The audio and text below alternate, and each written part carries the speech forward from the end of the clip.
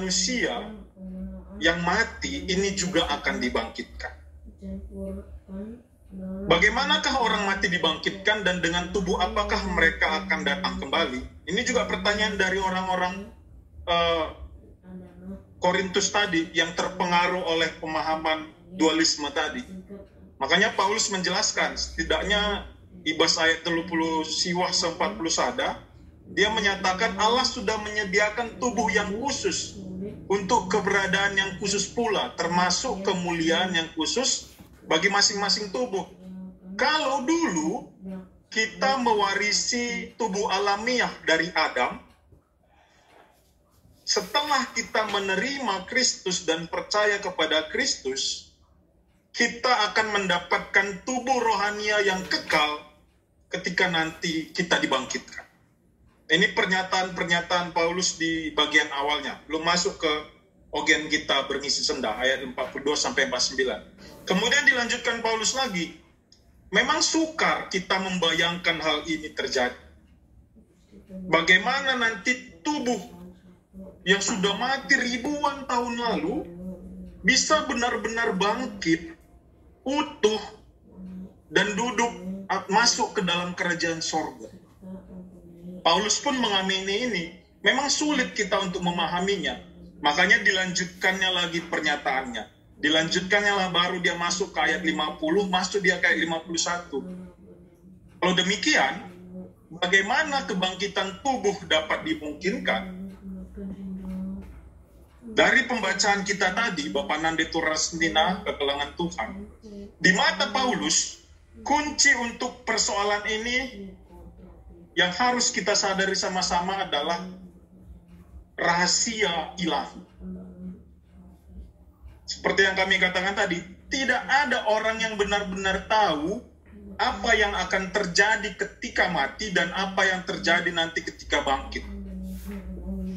Ini semua masih misteri, kata Paulus.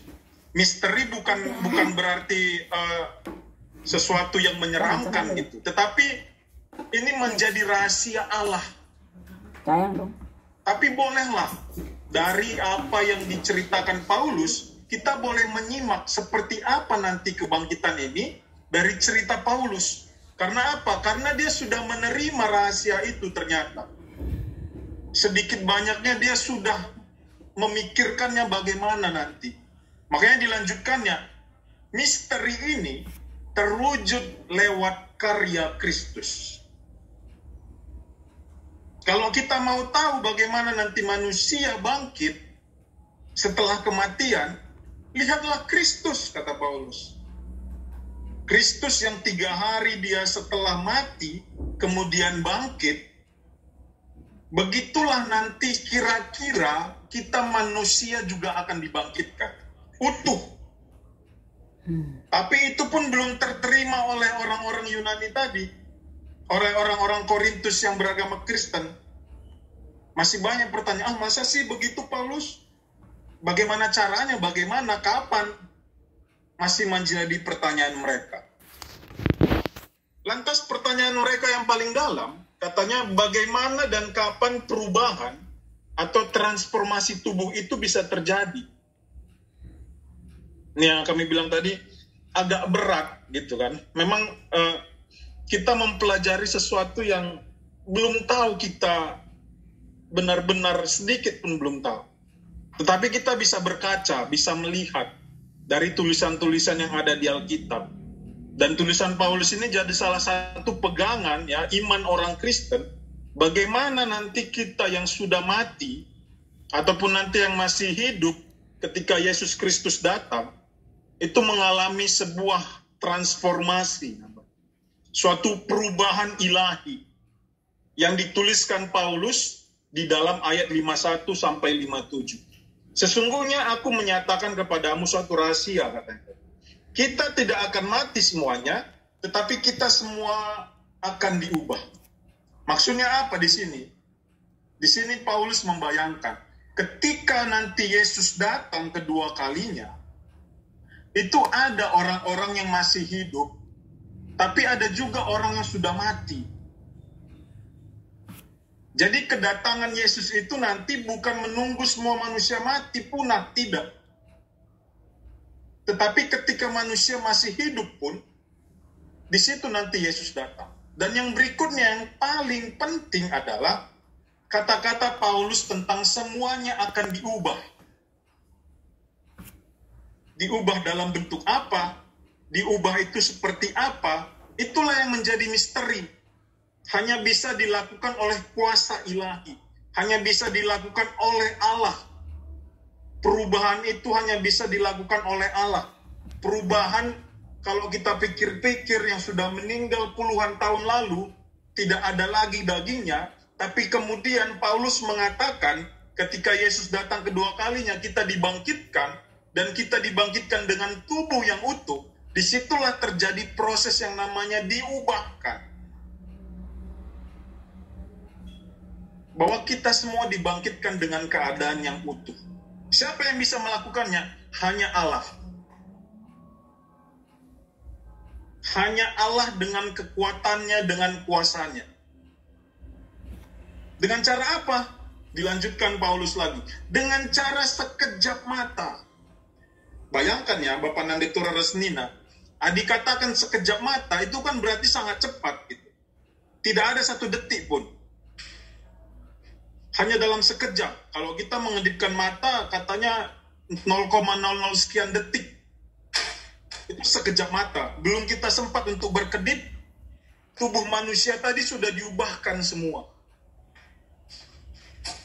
Dan begitulah nanti proses yang dikatakan oleh Paulus ketika Yesus datang kedua kalinya dan manusia yang sudah mati dibangkitkan. Diubahkan oleh kuasa ilahi dengan cara yang sangat cepat, sekejap mata. Belum sempat kita mengedipkan mata, sudah bangkit dengan tubuh yang utuh. Kan luar biasa sekali. Tubuh manusia yang sudah hancur puluhan tahun, ratusan ribuan tahun.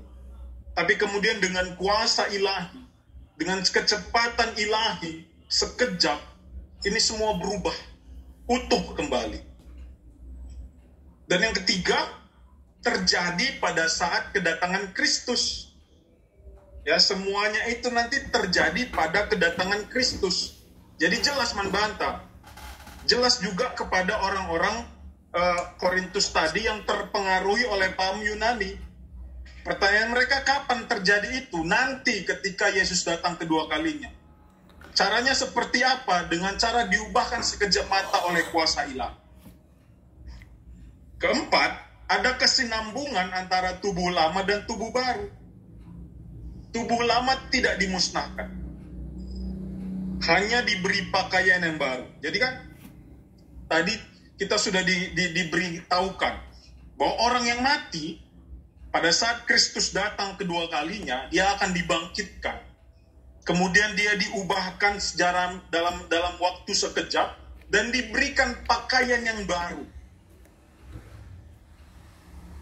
Pakaian yang baru, seperti kita memakai pakaian ini, seperti kita mengenakan pakaian ini, tapi dalam bentuk rohani, dalam bentuk yang tidak binasa lagi, kata Paulus tadi. Karena apa? Karena yang tidak binasa itu harus bergabung dengan yang tidak binasa. Sedangkan yang binasa itu bergabung dengan yang binasa. Dan apa yang dilakukan Kristus ketika nanti dia datang kedua kalinya untuk membangkitkan orang mati, ini adalah proses kita manusia menuju sesuatu yang tidak dapat binasa, yaitu kehidupan yang kekal di dalam kerajaan Allah. Jadi jelas membantah Bapak Nandetura Resnina kekelangan Tuhan. Ini satu pemahaman yang harus dimiliki oleh orang-orang Kristen. Ini satu pemahaman iman yang benar-benar harus kita pegang teguh. Karena apa? Banyak orang di luar sana yang tidak percaya tentang kebangkitan tubuh atau kebangkitan orang mati. Banyak orang yang percaya di sana, ya seperti pemahaman Buddha, Hindu gitu ya. Ada reinkarnasi.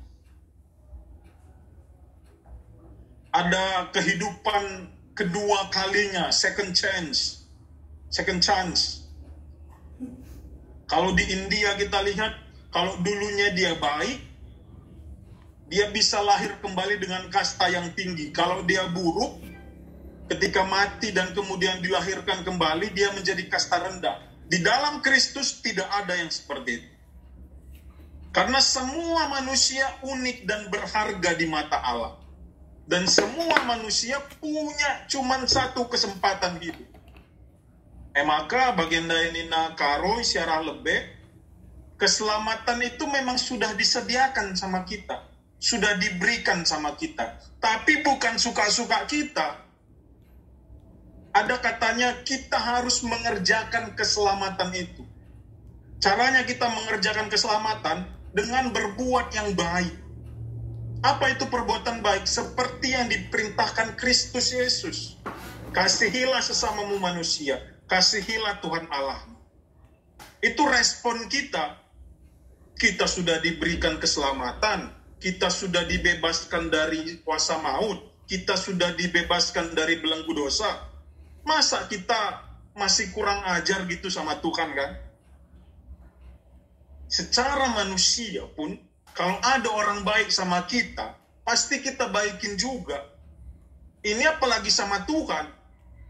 Iya sih mereka kita napas kegeluhan, si mereka kita kai, si perlukan kita.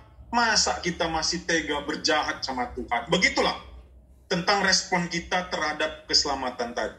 Selanjutkan di ayat ke-54 sampai 55 katanya, maut telah ditelan dalam kemenangan.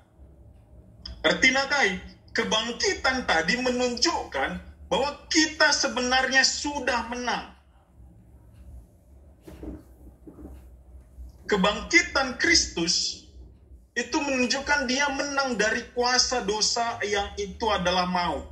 Makanya kalau tema kita hari ini menang ibas Kristus, ya, menang kemenangan arah Kristus, artinya si pemenang memang ini menunjukkan kita menang dari kuasa dosa dan kuasa maut. Tidak ada di agama lain mengajarkan hal ini, hanya di dalam kekristenan kita. Kita menang melawan satu kondisi yang dulunya membuat kita terperangkap dalam murka Allah, dalam maut, dalam kematian kekal. Oleh karena Kristus sudah bangkit dan dia nanti membangkitkan kita semua, disitulah kita menang. Kalau Kristus tidak bangkit dulu, kita pun tidak bangkit. Tapi karena Kristus bangkit, dialah yang sulung, yang pertama mengalahkan maut tadi, dan kita pun nanti diberikan waktu untuk mengalahkan maut oleh kuasa Kristus. Jadi jelas membantah tadi dari awal kami katakan, kita dibangkitkan oleh kuasa Kristus dalam sekejap mata pada kedatangan dia kedua kalinya. Makanya di sini kami coba rangkum ya, ada 5 hal penting untuk menjawab kalau ditanya sama kita bagaimana dan kapan perubahan ataupun transformasi tubuh itu terjadi. Melalui kuasa ilahi kita diubahkan. Dalam sekejap mata kita dikenakan pakaian baru ilahi, yaitu pada saat kedatangan Kristus sebagaimana sudah direncanakan oleh Allah. Berikutnya ibas ayat 56 sampai 57. Ini konsekuensi dari kita sudah menang tadi, kata Paulus. Kita sudah bisa berbicara kepada maut, di mana sengatmu gitu. Di mana kekuatanmu maut? Kalau Kristus Tuhan kami, Allah kami saja sudah menang, kami pun percaya di masa depan nanti kami pun bisa menang mengalahkanmu oleh karena kebangkitan yang diberikan oleh Allah. Kebangkitan orang mati menunjukkan kemenangan kita atas kuasa dosa dan upah dosa, yaitu adalah maut. Jadi jelas, clear membantah krina. Pada malam hari ini dipersingeti kita, diingeti kita, supaya kita bisa benar-benar paham, benar-benar mengingat bagaimana kita sebagai orang Kristen. Maka bas kesimpulan si pemenang yang pertama bisa kami katakan, di dalam Kristus kita mendapat kejelasan bahwa kebangkitan daging lebih dari sekedar impian atau harapan. Kalau tadi orang-orang yang percaya kepada pemahaman dualisme Yunani, mereka nggak percaya. Tapi karena Kristus sudah bangkit, Hal ini bukan menjadi impian dan harapan belaka. Yang kedua, maut tidak akan selamanya menawan dunia dalam kesengsaraan dan kegelapan. Kematian dan kebangkitan Kristus mengalahkan maut hingga ke akar-akarnya. Ketiga, saat peristiwa kebangkitanlah, maka tubuh dunia kita akan diubahkan menjadi tubuh yang tidak binasa melalui kuasa Kristus. Dan yang terakhir, mungkin kita masih belum mendapatkan penjelasan yang terlalu konkret. Hal ini memang wajar, Bapak Nandetur Rasnina. Paulus sendiri menyebut ini sebagai misteri. Masih ada beberapa bagian yang tersembunyi. Karena tidak ada orang yang tahu bagaimana keadaan setelah mati tadi. Makanya kalau ada orang yang katanya dia bolak-balik, ya ke neraka ke surga, itu harus kita uji dulu perkataannya. Kalau ada pendeta yang menyebutkan, aku kemarin dibawa ke surga, dibawa ke neraka, ditunjukkan begini, itu harus benar-benar kita uji. Tidak boleh langsung kita serap semuanya. Paulus bilang aja ini misteri. Tidak semua orang tahu. Cuman Allah yang tahu. Kapan waktunya, kapan tempatnya, cuman Tuhan yang tahu. Maka bas aplikasinya, apa yang mungkin kita lakukan dalam kehidupan kita, ketika kita sudah membaca, sudah merenungkan, sudah merefleksikan bacaan kita, ogen kita dengan tema hari ini. Yang pertama menurut kami, kita harus senantiasa mengimani bahwa adanya kehidupan setelah kematian melalui peristiwa kebangkitan. Ini harus kita imani. Jangan cuma kita ucapkan tiap hari Minggu ya gereja, ataupun nanti ini kita ucapkan ya. Pengakuan kini tekan kita di bagian terakhir itu. Kini keken kula. Kebangkitan daging, kebangkitan tubuh. Itu sudah menjadi pengakuan iman kita, tidak hanya di kata-kata, tapi hari ini ditunjukkan oleh Paulus. Ayat-ayat yang mendukung karena hal ini. Yang kedua, memahami kematian adalah misteri Allah dan tidak ada bonus-bonusan dalam Tuhan. Ini harus dicatat dan digarisbawahi Manbanta Krina, Bapak Nandetur Rasnina. Centabi kami. Ya, ini sering kita dengar dalam memberikan kata pergegah kepada kala yang menerima kemalangan gitu ya. Baik mungkin di KKR secara langsung atau di Zoom. Kita selalu bilang kalau dia yang meninggal sudah di atas 60-70, dia mendapatkan bonus dari Tuhan. Sedangkan yang di bawah meninggal umur muda tadi, kata Karo, umur yang masih muda, itu berarti nggak dapat bonus. Apakah Tuhan kita sekejam itu sama kita? Gitu. Makanya di sini dijelaskan, ditekankan, membantah. Tidak ada bonus-bonusan di dalam kehidupan kita oleh Tuhan. Berapapun usia kita nantinya, baik mati muda, mati tua, mati lama, itu semua rahasia Tuhan. Itu semua anugerah Tuhan. Jangan gitu dong minumnya. Ya. Ini penekanan ban mantap. Banyak sekali kami dengar ini selalu. Karena mereka berpijakan kemana? Ke Mazmur 90, Mazmur 91. Di sana dibilang penulis Mazmur, umur kami adalah sekian. Dan kalau sudah lebih dari sekian, ini adalah kesusahan, kebebanan. Bukan begitu kita mengartikan apa yang dituliskan di sana. Maka Bas Barngi Enda, salah satu aplikasi yang paling nyata menurut kami, ini bisa kita praktikkan langsung. Ibas kita nanti mereka mungkin kata pergegah, kata pengapul, man krina kala, man perpulungan taman keluarga anta. Jangan kita melebihi seperti Tuhan. Tidak ada bonus-bonusan umur dalam Tuhan. Semuanya adalah anugerah Tuhan dan kehendak Tuhan. Kapan Tuhan mau ambil, Tuhan ambil. Kapan Tuhan mau kita untuk berhadap ke hadapannya, Tuhan ambil. Jadi jelas membantah Krina. Si Petelukan memberikan ungkapan penghiburan sesuai dengan iman Kristen. Fokuslah kita kepada orang yang masih hidup. Berikan penghiburan kepada orang yang masih hidup. Jangan kita terlalu berfokus seperti Tuhan menunjukkan kepada yang mati ini sudah masuk ini, sudah masuk ini, sudah masuk ini. Tidak ada yang tahu. Ya, tidak ada yang tahu. Ini satu pembicaraan yang benar-benar cukup berat, tetapi memang sangat dekat dengan kehidupan kita. Satu hal yang pasti dalam kehidupan kita yaitu tentang kematian ini. Makanya kalau ditanya kemana nanti kita setelah mati, jujur endape melala pandangan ibas para teolog. Ada teolog yang mengatakan bahwa ketika kita mati, roh kita, jiwa kita ini akan dikumpulkan dulu dalam suatu tempat yang namanya dunia orang mati. Itu dalam Alkitab, kalau di dalam Perjanjian Lama disebutkan Seol. Kalau dalam Perjanjian Baru disebutkan Hades. Ditempatkan di situ untuk menunggu kedatangan Kristus. Ada juga teolog, orang yang mengatakan ketika kita mati, ya orang yang percaya ini dia akan langsung kepada Allah. Itu ada juga dituliskan dalam Alkitab kita. Cuman yang perlu kami tekankan sekali lagi, Manbanta, Bapak Nandetura Resnina, kemanapun kita nanti setelah kita mati, itu bukan menjadi urusan kita lagi. Atau kemanapun nanti orang yang mati, saudara kita, kekelangenta, perpulungenta, itu bukan menjadi urusan kita lagi. Urusan kita sekarang adalah di bumi enda, di dunia enda.